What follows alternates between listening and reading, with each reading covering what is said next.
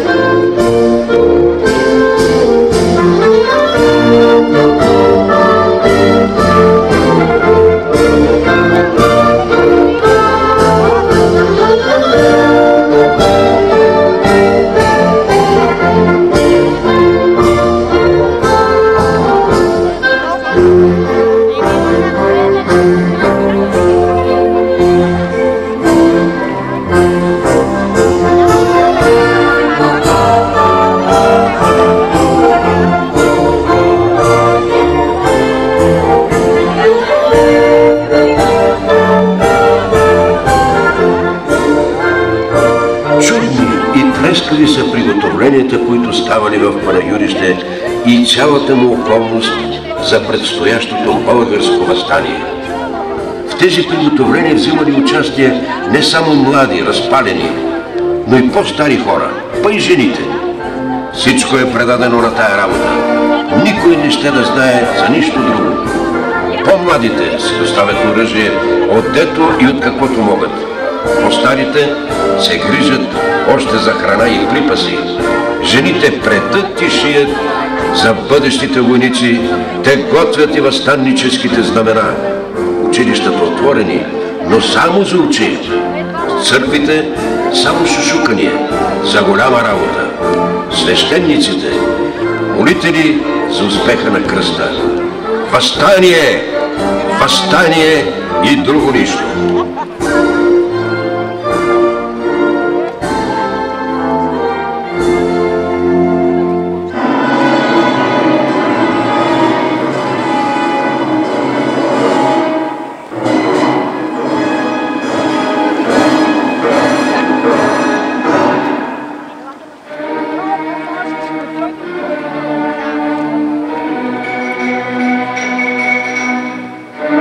Панагюрският Мюдюрин, който беше доста умен човек, в разходката си, като гледаше толкова явно приготовление по чаршията, па и по водениците, намерил за по-удобно за себе си да напусне Панагюрище и без да каже нито една дума, остави града и замина за Цареград, като каза пред изпращачите си на край града само следните думи: "Остайте с Богом, господа! Господ да е на помощ на Панагюрище!" И замина.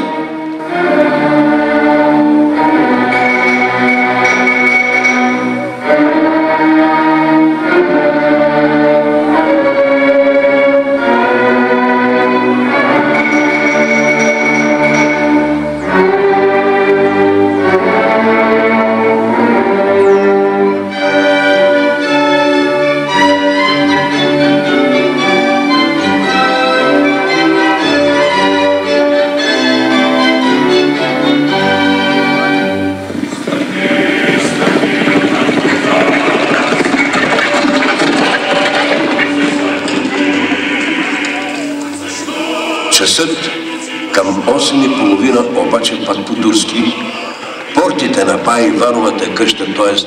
вънкашните, се отвориха. Ворчо почака малко да види кои хлопът, но като се увери, че гостите му са хора познати, отвори им. В числото на тия последните се мяркаше млад 25 годишен момък, непознат нам, на когото от почернялото и опрашено лице и от покритото му с пот чело твърде лесно можеше да се види, че той иде от дълъг път и твърде много е бързал.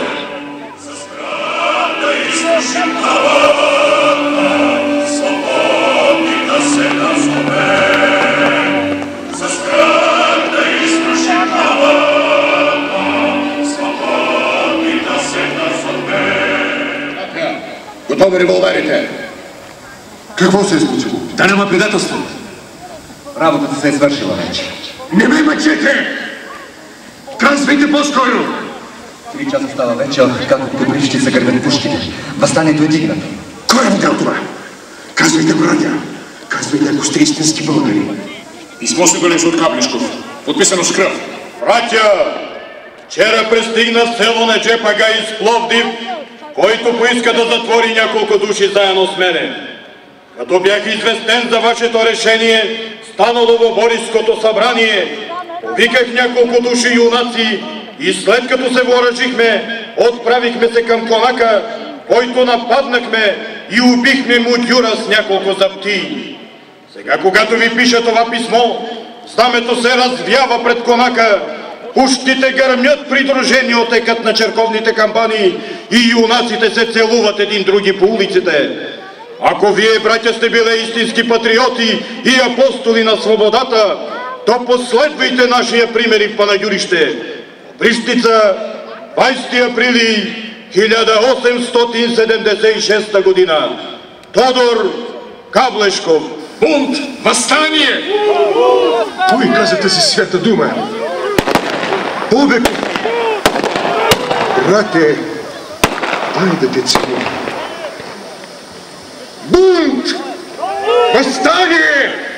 Скоро, Бобеков! Свикай стотниците! Изгърмете няколко пушки! Да се обяви вече въстанието! На оръжие, братя! Нашите братя вече се бият! Удрайте камбаните!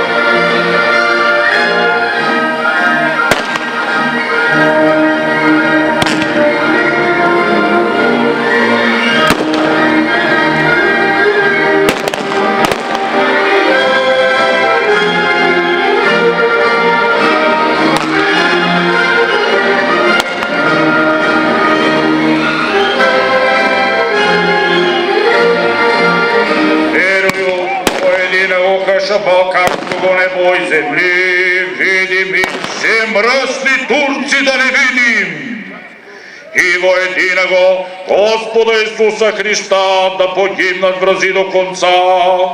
Нас ради човек и нашего ради спасение, да се не намерят мръсници съметение. Шечагост не беше и плочагост ся, да разточит ся си врази его. От Духа Свята го и Мария и Деви, да се сметат мръсници в шамските предели. Поревен и възкреша в трети ден, да се не намери агарянец ни един, и пак и градюш с слово судит живим, да изчезнат от земли български, отоманци до един. И мертвиме Боже царство не будет конца, да съкрушит ся агарянская власт до конца. Амин. Закрехме аз и моите другари, членове на комитета, да чуем клетвата и на онова сърце, което е създало това знаме.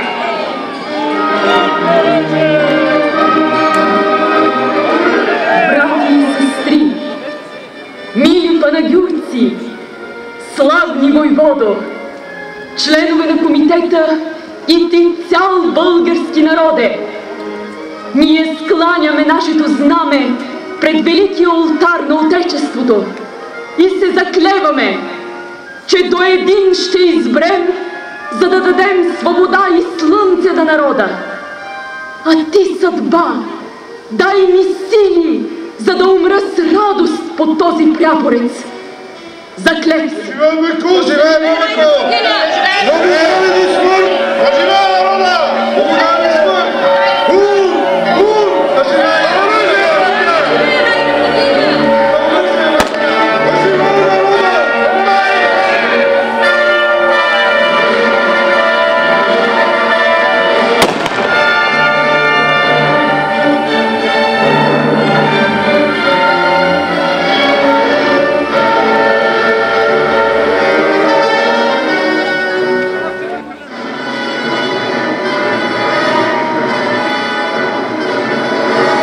Родолюбиви панагюрци, жребият е хвърлен и на вам се пада ножа да извадите и на султана в сърцето да го забиете.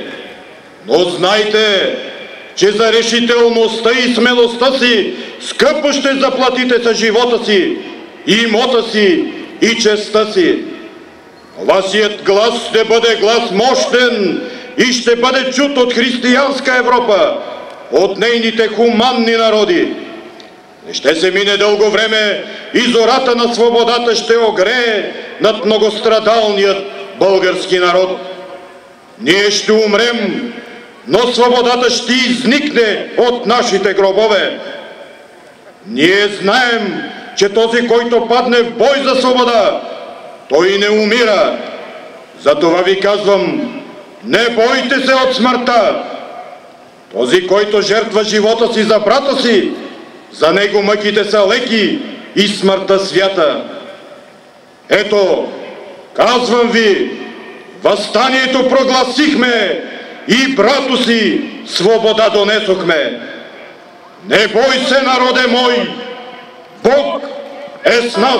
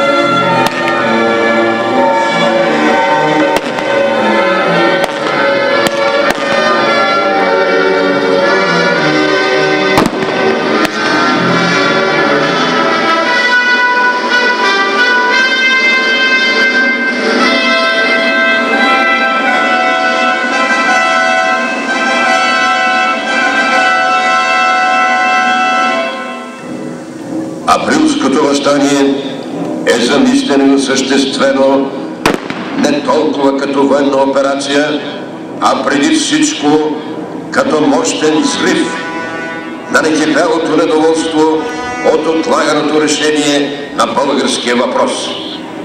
И наистина, от гледна точка на военната стратегия и тактика, то е предварително обречено. Трябва неимоверно напрежение на силите за постигане на готовност за саможертва в името на свободата. В Панагюрище това състояние на готовност е постигнато. Духът на смелостта, духът на мъжеството и духът на самопожертването се бе вселил в сърцата на довчерашните роби и ги бе превърнал в борци и герои.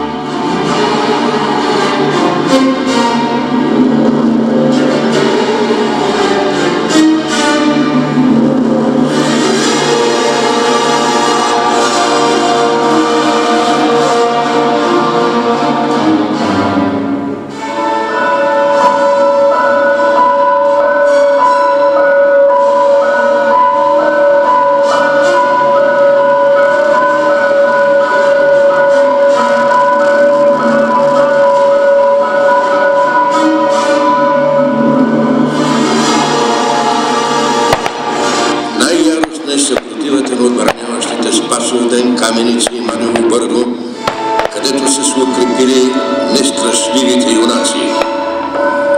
Обгорели в битката за Кукла, очакват налетите на турската войска. Те, както пише Филип Старбанов, се бият като левове и никой не даде повод за бягане при неравната борба. А всякой от тях се биеше, доде го хванат с ръце и го убият. Нещо, което са признали самите турци и са го изповядали после, че никой от комитите не се е предал сам. Последни на тази позиция остават Димо Ружин, Марин Кацарски, Станчо Маринов и други героични бранители, които загиват на това място. Те не са беззащитните овце от славянският мит за медното гумно, които смеят погубва безнаказано. Те воюват геройски на спасовденските хармани, на смъртта, където падат като натешали от зърноснопи, от които ще покълне семето на свободата. Заради дадените от тях жертви, при превземането на укреплението турците го наричат кървавото укрепление. На Ланово Бърдо, близо на черквата Света Богородица, е бил въстанически цеп, вериг от 15-20 души, прикрити в една от големите дупки на Чупаринова, непрекъснато стреляха върху турската войска. Срещу него на открито се сражава неголям турски цеп. Зад него на 10-15 крачки стои един резерв от войници по двама вред. Тази верига непрекъснато се простира по билото на Каменица и край се губи негде по източното снижение на тази височина. Не ще да са били по-малко 2000 души. Днес вече е известно, че организатор на отбраните тук е столникът Павел Хаджисимеонов. Заедно с верния си десетник Хаджи Стойков Троков, а вдъхновителите поп Нейко Стоянов Чудев. Към тях Стоил Финчиков, храбрият Топчия.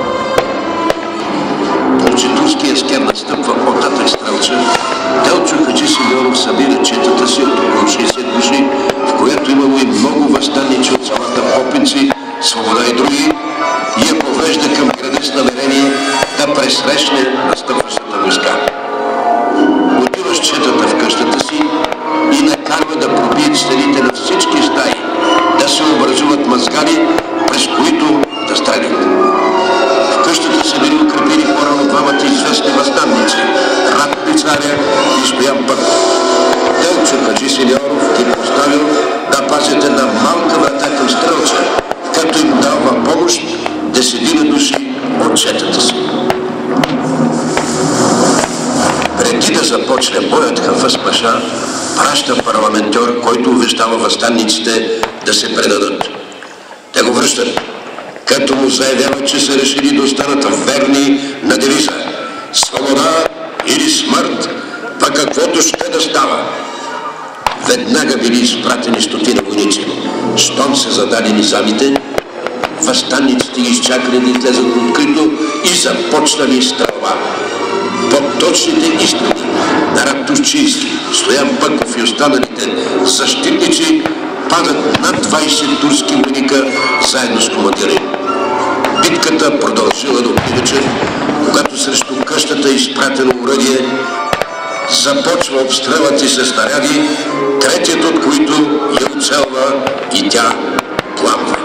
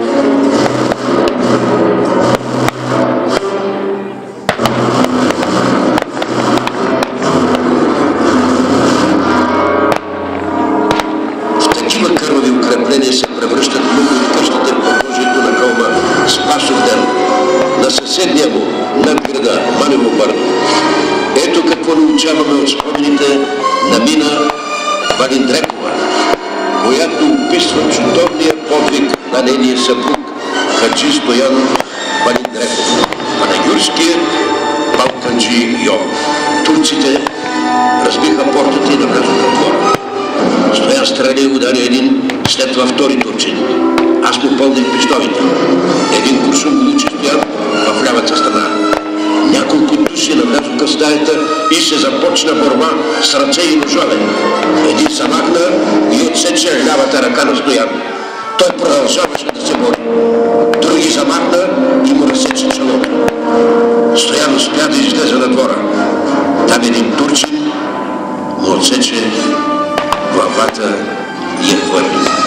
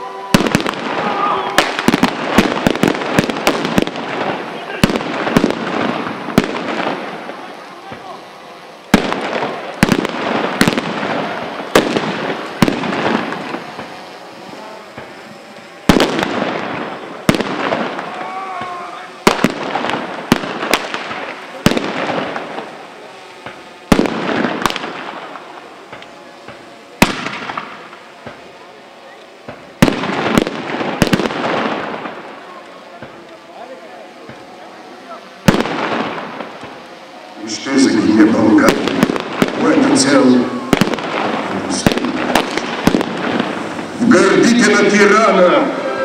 Аз отворих такава люта рана, която никога няма да се здрави.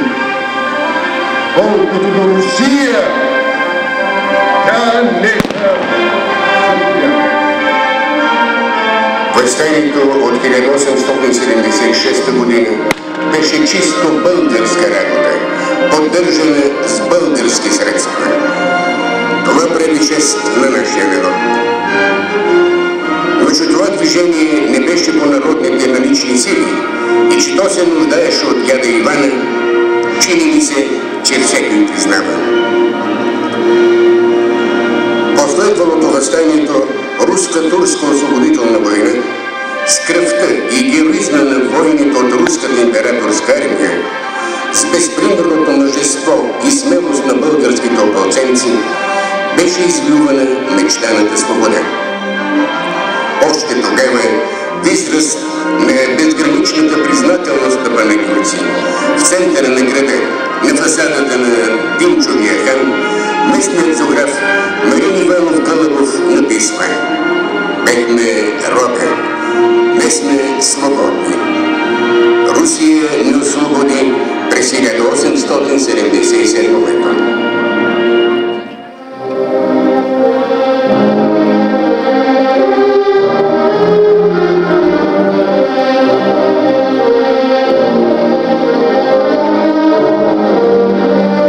Отбраната на Панагюрище е бляскав пример за мъжество и саможертва, за несломим героичен дух. Този дух на свободата е изпълнил историческата си мисия. Той не може да остане в забвение, като на никого ненужен спомен. Тази епопея на героизъм и безпримерна саможертва трябва винаги да се помнят, защото те стоят в основите на нашата свобода. Не оръжието, а духът беше над всичко за извоюването на тази свобода. А на теб, братко българино, остава като най-безценен залог да я съхраниш.